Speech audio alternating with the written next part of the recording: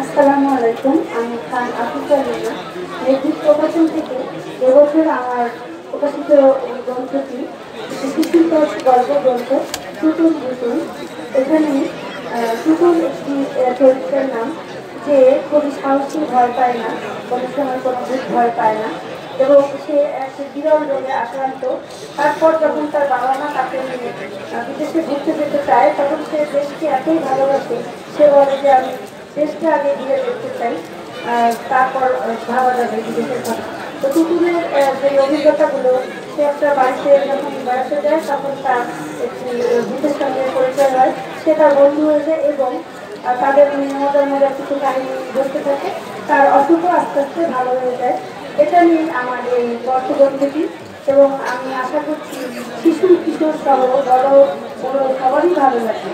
সবাই আসবেন medical stall number 6 এবং 7। ধন্যবাদ।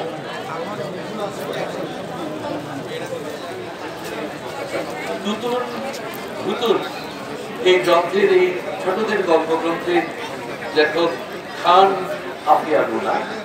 এটি তার পঞ্চম গ্রন্থ। আমরা শুনলাম একটি সাহসী শিশুর কাহিনী।